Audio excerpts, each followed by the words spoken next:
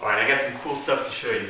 So, as I mentioned in my email, I just got back from San Francisco, from California in general, where I was attending an Original Strength Level 2 workshop, and they had some all brand new material that they were including in this. And basically the whole idea behind Original Strength, if you're not familiar with it, is learning how to reset the nervous system so that you move the way that you were made and not the way that you've decayed. So we all sit around quite a bit. We all don't move around nearly as much as we should. So certain things in our bodies get a little bit rusty and dusty. This helps to shake off the rust and clear off the dust. So one of the very cool things about it is that you can use this stuff to help you to improve your flexibility, your mobility, and your stability all at the same time without having to do like a really extended 20-minute warm-up just to get you ready to start lifting some weights.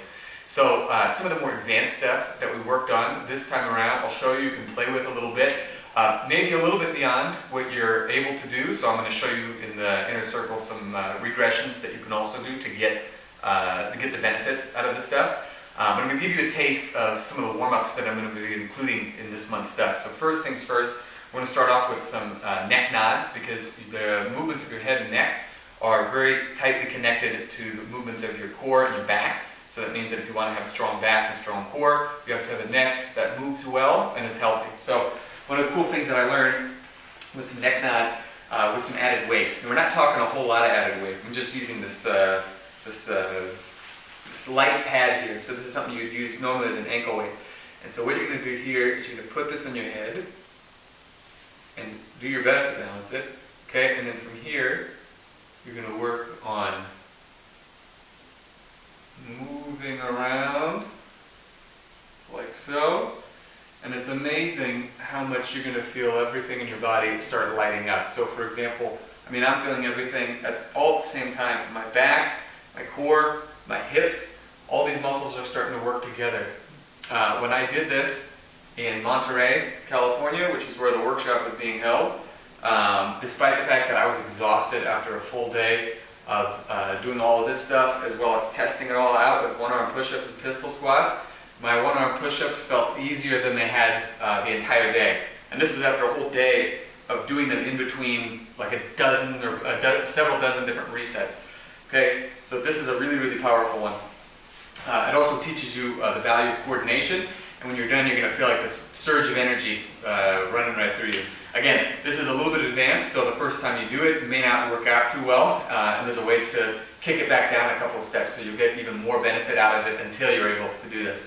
Okay, so that was the first one. The next one is going to be a loaded rolling variation. So if you're used to the segmental roll, it's from here, and then you reach across like so. Okay, there's a way you can add a little bit of weight. And what this does is it really helps you to start to strengthen what's known as your X, which is the fascial lines in your body, okay? And what you do is you take a light weight. Again, you don't want to go crazy. We're not talking like military press PR weight, something pretty light. Okay? You're going to hug it to you. You're going to lift your head, look over to the side, and reach like so. For me, this is also really good at helping to open up my upper back. My upper back has a tendency to get really stiff. I'm going to do this on both sides.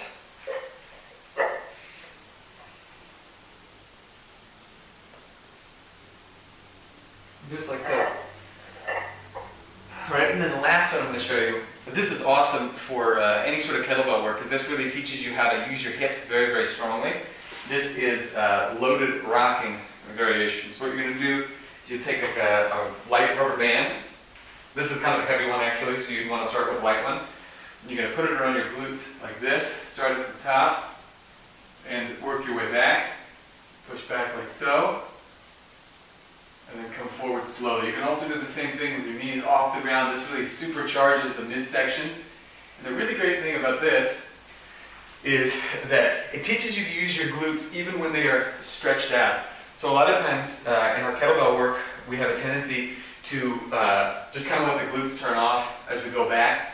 And I find that it's much harder to turn them on the way up, because at this point your back is doing a lot of the work. So you might find that when you're doing a lot of swings or a lot of snatches or something like that, and you're getting tired, as you start moving back, you're just resting here, so your glutes aren't doing any work. This teaches them how to continue pushing back even in a stretched position.